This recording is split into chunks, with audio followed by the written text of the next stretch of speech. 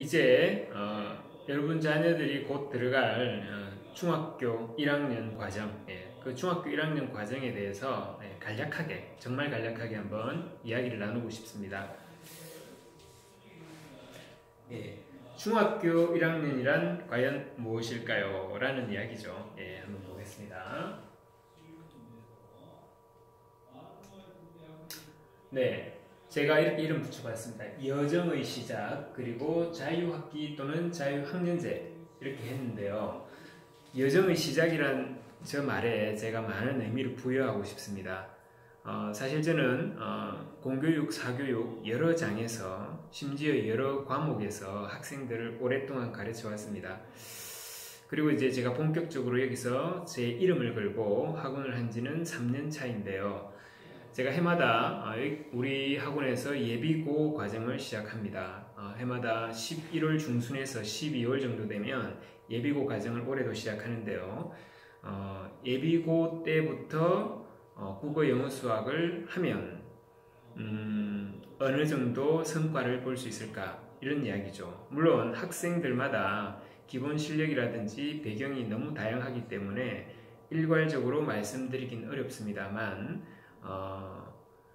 중학교 3학년 때까지 공부한 것으로 과학고, 외국어고, 그 외에 자사고 등등에 진학하지 않고 현재 진주시내 일반 인문계 고등학교에 진학한 후에 또는 진학을 결정지은 후에 예비고 과정에 들어온 학생들을 공부시켜보면 처음부터 저도 벽을 많이 느낍니다. 영어의 경우에 기본적인 문법 개념을 전혀 알지 못한다든지 중3까지 수학 기본 개념을 안다라고 하지만 사실 중3 수준의 문제를 내어도 풀지 못한다든지 그런 경우가 굉장히 많거든요. 근데 이제 제가 극단적인 예를 한번 들어드리면 그럼에도 불구하고 예비고 때부터 시작해서 저랑 한 1년 정도 영어 공부를 하고 모 여고에서 영어 내신 시험에서 90점 이상을 받는 학생이 딱 한 명 있습니다. 딱 한 명 있습니다. 근데 이 학생을 왜 예를 드냐면 이 학생이 처음에 예비고 과정에 들어왔을 때 중학교 때 영어 성적이 뭐 90점, 95점도 아니었던 것 같아요. 여러 가지 정황을 미루어 보았을 때 7, 80점 정도. 그런데 이제 이 학생은 제가 하자고 하는 것을 모두 했어요. 그러니까 이 학생의 특징은 성실함 그 자체죠. 성실함. 그러니까 이제 학교에 따라 많이 다릅니다만 이 학생이 다니는 학교는 제가 시간과 노력을 투자해서 이 학생에게 내신 대비를 이렇게 조금 확실히 할 수 있는 그런 좋은 케이스였습니다. 그러니까 범위가 분명하고 그렇죠? 시간적으로 여러 번 할 수 있고 그래도 학생이 안 따라오면 안 되죠. 근데 이 학생이 따라왔고 그렇게 해서 저도 놀랐죠. 고등학교 시험에서 90점 이상을 받았다고 하길래 너무 좋았는데 근데 이 학생이 여전히 모의고사였죠. 모의고사에서는 그만한 성적을 받지 못합니다. 이게 왜 그럴까요? 이게 사실은 고등학교 과정을 고등학교 때 시작해서 공부 열심히 해서 노력한 만큼 성과가 나면 정말 저도 좋겠습니다. 그런데 현실이 그러하지 않아요. 그리고 부모님들이 공부하던 시대와는 좀 많이 다른 것 같습니다. 왜 그런고 하면 지금 교육 과정과 굉장히 잘 맞물려 있습니다. 지금 수시가 확대되고 학생부 종합 전형이라는 것이 굉장히 큰 위력을 발휘하지 않습니까?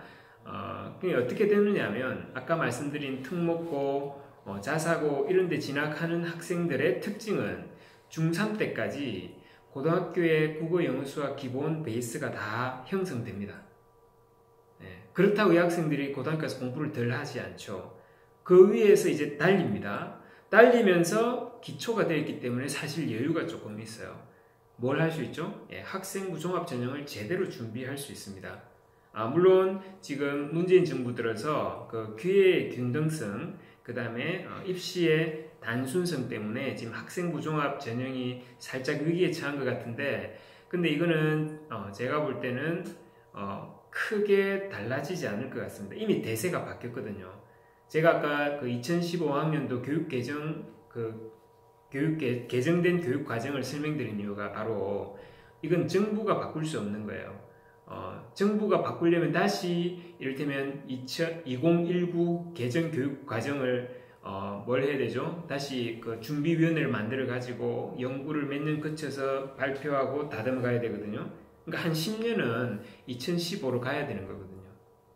근데 2015가 담고 있는 것은 학생부 종합전형이 맞습니다. 참여형, 그 다음에 활동형, 그 다음에 창의적인 거, 융합적인 활동들, 이게 맞거든요. 예. 다시 돌아갔어요. 예비고에부터 국어, 영어, 수학을 열심히 하면 참 잘 되긴 합니다만, 중3 때까지 닦여진 것들이 부족한 학생들이 예비고 때 시작하면 아무리 열심히 해도 만만치가 않다는 거죠.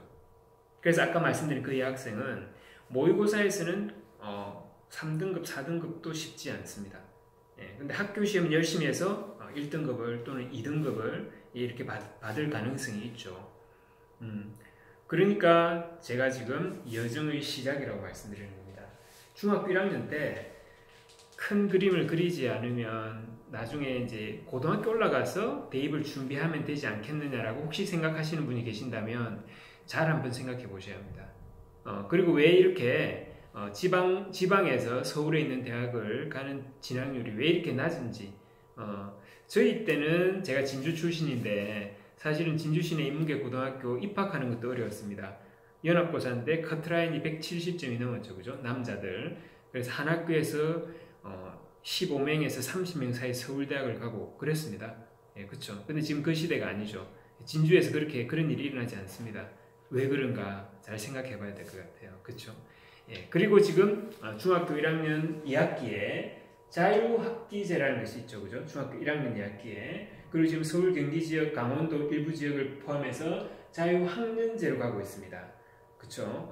지금 이 자유학년제, 이건 과연 뭘까요? 그죠? 보겠습니다.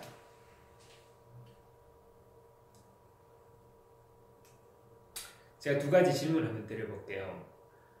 만약에 여러분 자녀가 학교에 가서 1학기에 지필평가에 1학기는 치니까 1차 고사, 2차 고사 두 번 모두 100점을 받으면 과연 이 1학기에 이 학생이 그 과목에서 받아야 될 점수의 몇 %를 획득한 걸까요? 그리고 자유학기제는 정말 시험을 치지 않을까요? 예, 답을 한번 보겠습니다. 자, 첫 번째, 만약에 여러분 자녀가 두 번의 100점을 받는다면 그 학생은 그 과목에서 60점을 획득한 겁니다. 한 번에 30점이죠. 30%니까. 그리고 나머지 40%는 그 지필고사를 치기 전에 학기 중간중간에 수행평가라는 형태로 시험을 칩니다. 40%입니다. 여러분, 이 40%가 우리가 말하는 발표, 활동, 프로젝트, 과제 제출 이런 것들이죠. 이걸 무시하고 이것만 할 수 없겠죠. 그죠? 물론 지필고사의 능력과 수행평가의 능력이 크게 다르지 않고요. 그리고 지금 많은 학교들은 수행평가를 형식적으로 합니다. 지필평가보다 더 못한 어떤 평가를 하기도 합니다. 그렇지만 계속 바뀔 겁니다. 그렇죠? 수행평가, 진정한 수행 능력을 길러야 됩니다. 잘 생각해 보셔야 되겠죠. 자, 그 다음에 자유학기제는 시험을 치지 않는다 또는 평가를 하지 않는다, 잘못된 오해입니다. 자유학기제는 지금 이렇게 평가 항목이 들어가는 학기의 그 수행평가 같은 것을 수시로 형성평가 형태로 실시를 하고요. 그 결과를 이제 수치적인 점수가 아닌 선생님께서 정성적으로 관찰해서 문장으로 이렇게 기록하고 계속 평가가 진행되고 있죠. 그럼 왜 시험을 치지 않는다는 말이 나올까요? 이를테면 우리가 중학교 3학년을 다 마치면 고등학교 들어갈 때 최종적으로 이 학생이 상위 몇 프로다 해서 산정을 하죠. 내신을 산출하죠. 그때 6학기 전체가 들어가지 않고 자유학기제 이 한 학기는 빠집니다. 즉 내신 산출에서 빠진다는 뜻에서 시험을 치지 않고 그때 성적은 기록에 남지 않는다라고 잘못 이렇게 오해할 수 있는데 기록은 계속 남습니다. 남고요. 대신에 이제 고등학교 들어갈 때 이 점수가, 이 학기제, 자유학기제 점수가 이렇게 영향을 미치지는 않는다. 그게 정확한 답일 것 같습니다. 그래서 이제 자유학기제를 시험 안 치고 노는 학기다라고 하는 학생들이 이제 중2가 되었을 때, 그렇죠? 자유학기제는 오히려 더 깊은 제대로 된 공부를 해야 된다라고 생각하고 준비하면서 공부한 학생이 중2가 되었을 때 정말 다르죠. 그렇죠? 예. 제가 생각하는 중학교 1학년은 정말로 이제 큰 그림 안에서 학습의 기초 체력을 길러야 할 때이고요. 초등과는 다르죠. 나만의 로드맵을 만들어야 할 시기입니다.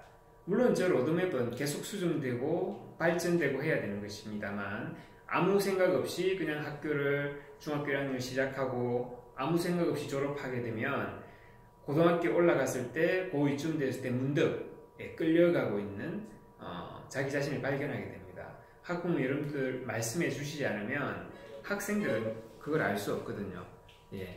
그래서 여러분들이 여러분 자녀와 많은 대화를 하시기를 원하고요. 그 다음에 진로에 대해서 과연 무엇을 하고 어떻게 갈 것인가 이렇게 한번 잘 이렇게 의논해 보셔야 될 것 같고 도움이 필요하시다면 저희 YB학원을 찾아주시면 감사하겠습니다.